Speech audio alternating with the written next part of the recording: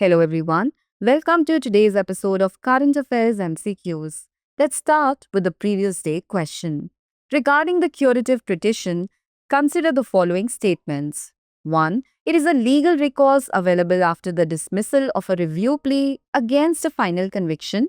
2. It serves as a sparingly used judicial innovation to rectify a grave miscarriage of justice. 3. It is typically decided by judges in chambers, though open court hearings may be granted upon specific request. Or 4. The principles governing curative petitions were established by the Supreme Court in the case of Rupa Ashok Hurra versus Ashok Hurra and another case 2002. How many of the statements given above are correct? A. Only 1, B. Only 2, C. Only 3 or D. All 4. The correct answer is option D. A curative petition is a legal recourse available after the dismissal of a review plea against a final conviction. Hence, statement 1 is correct. Constitutionally, a final ruling of the Supreme Court can typically be challenged only through a review petition, and even then only on narrow procedural grounds. The curative petition serves as a sparingly used judicial innovation to rectify a grave miscarriage of justice. Hence, statement 2 is correct. Curative petitions are typically decided by judges in chambers, though open court hearings may be granted upon specific request.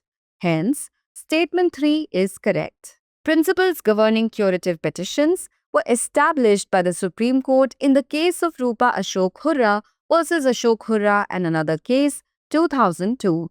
Hence, statement 4 is correct. Therefore, option D is the correct answer.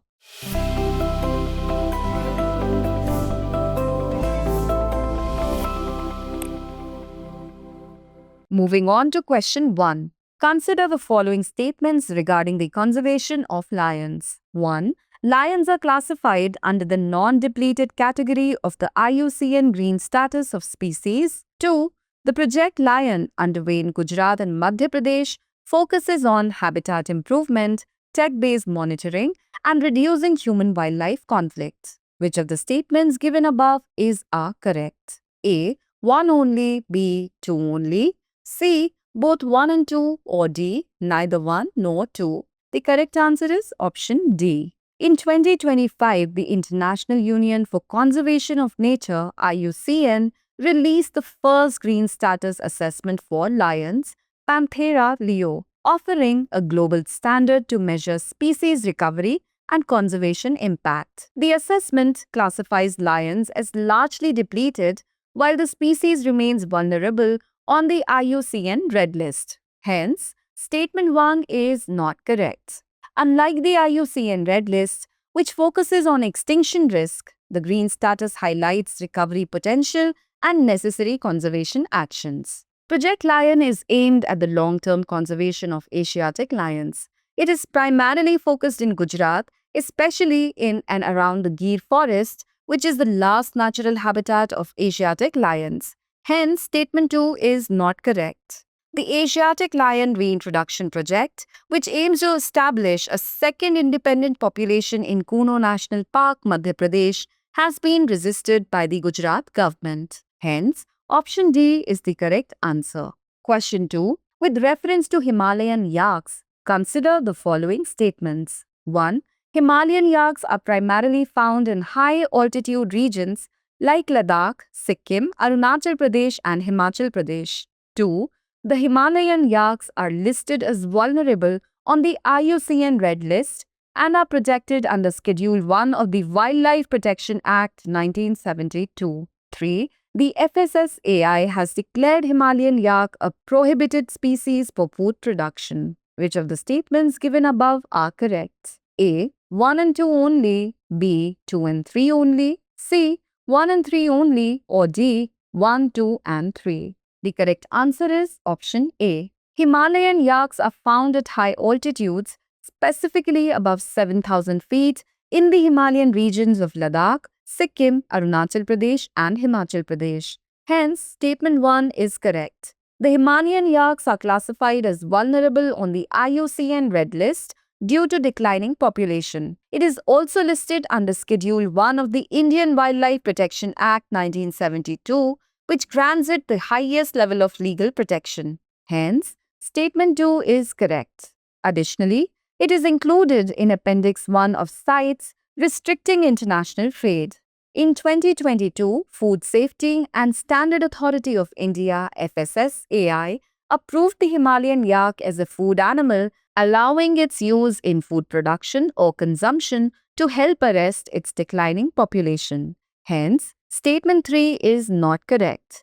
Hence, option A is the correct answer. Question 3. With reference to the Ullas Understanding Lifelong Learning for All in Society program, consider the following. 1. It is a centrally sponsored scheme and is being implemented from 2022 to 27. 2. It aims to empower adults aged 15 and above who missed formal schooling, aligning with the National Education Policy 2020. 3. It includes key components such as foundational literacy and numeracy, vocational skills, and continuing education. Which of the statements given above is correct? A. 1 and 2 only, B. 2 only, C. 1 and 3 only, or D. All of the above.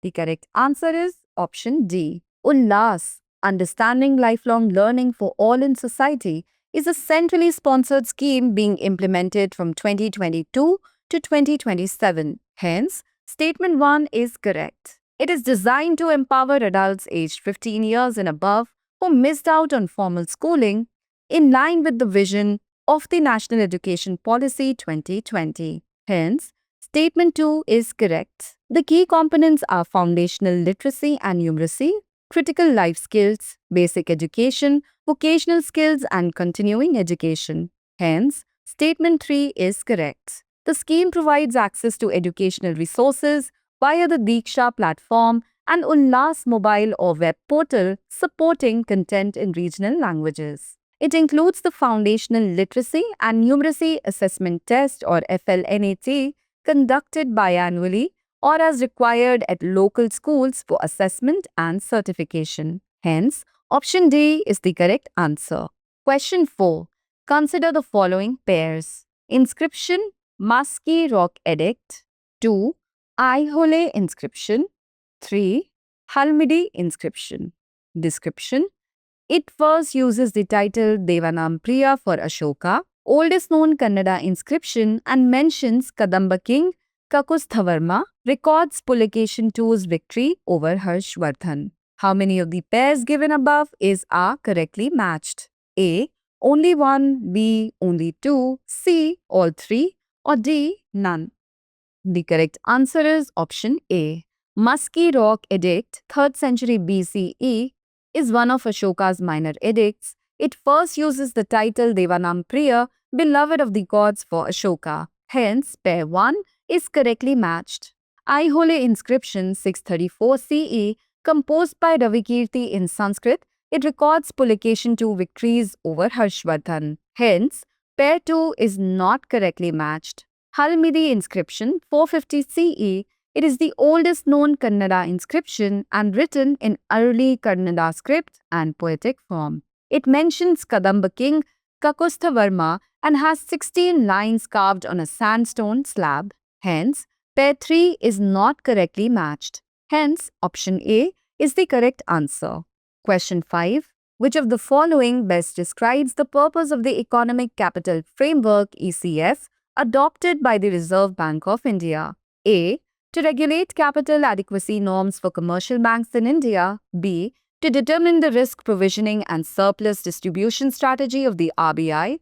C. To manage the flow of foreign capital into India's financial markets. Or D. To set fiscal deficit targets for the Government of India. The correct answer is option B. Economic Capital Framework or ECF is a mechanism adopted by the Reserve Bank of India (RBI) to determine the appropriate level of risk provisioning, such as the contingency risk buffer and the surplus or dividend that can be transferred to the Government of India under Section 47 of the RBI Act 1934. It was recommended by the Bimal Jalan Committee in 2018 and adopted in 2019. The framework ensures that the RBI maintains adequate financial buffers for monetary and financial stability while also enabling prudent transfer of surplus to support fiscal needs.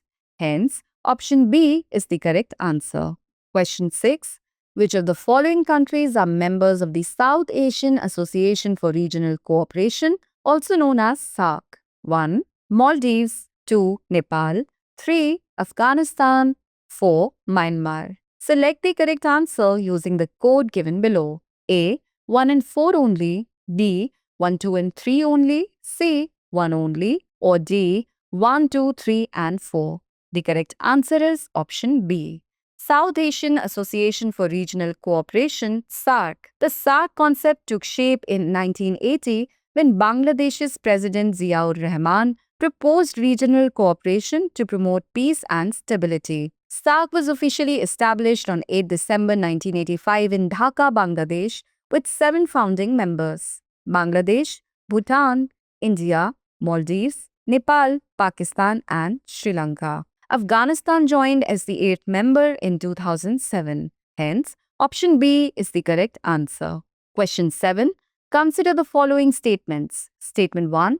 There is no specific legal framework or definition of refugees under Indian law. Statement 2. India is not a signatory of the 1951 Refugee Convention or its 1967 Protocol. Which one of the following is correct in respect of the above statements? A. Both Statement 1 and Statement 2 are correct, and Statement 2 is the correct explanation for Statement 1. B.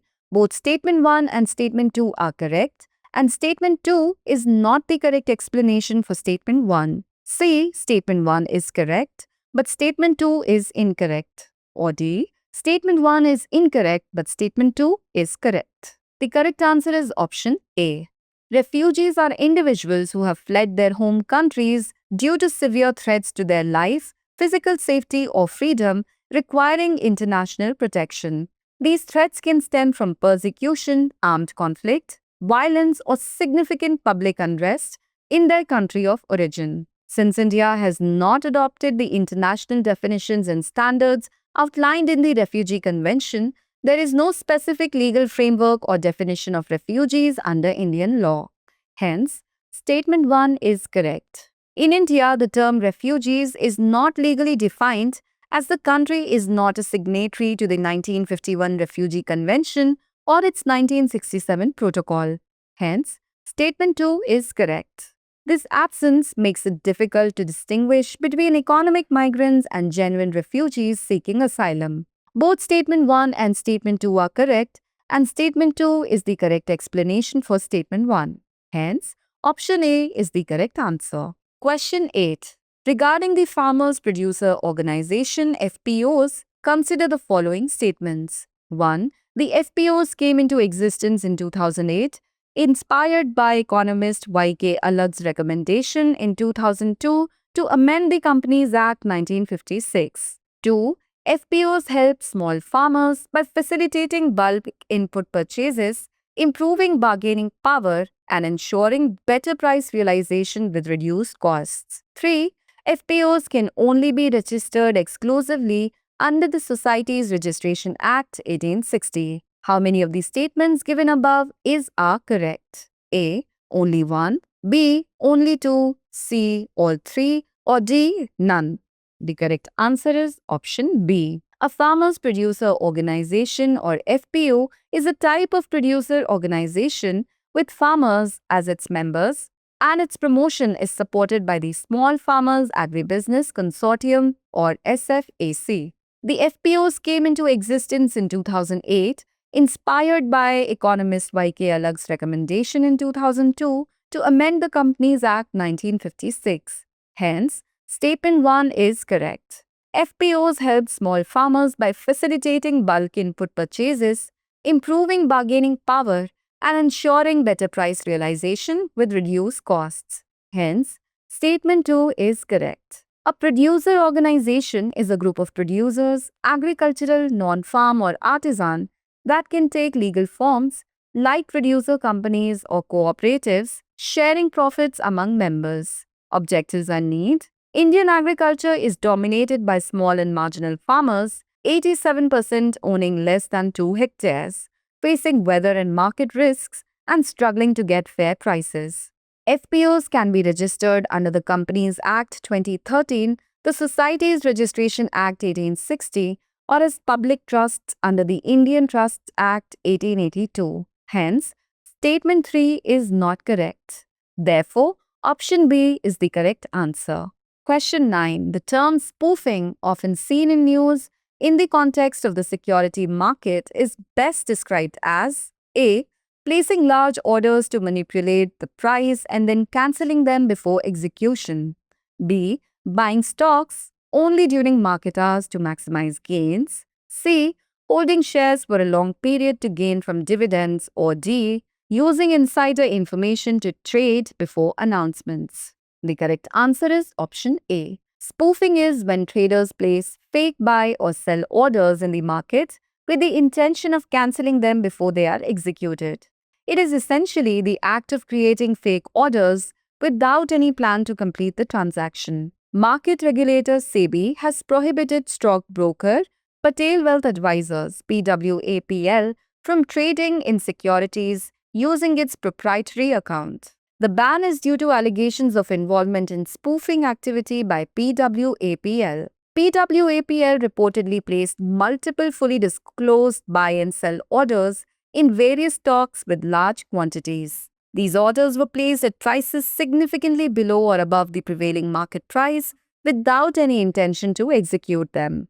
Hence, option A is the correct answer. Question 10. Regarding safe harbor rules, consider the following statements. 1.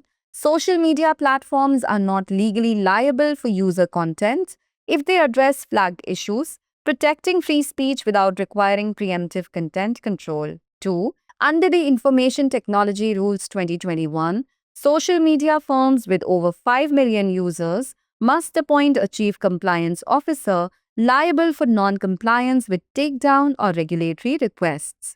Which of the statements given above are correct? A. 1 only, B. 2 only, C. Both 1 and 2, or D. Neither 1 nor 2. The correct answer is option C. Safe harbor rules. Social media platforms are not held legally liable for user-generated content as long as they act to remove or address flagged objectionable content, thus supporting free speech and ensuring platforms are not responsible for preemptive content control.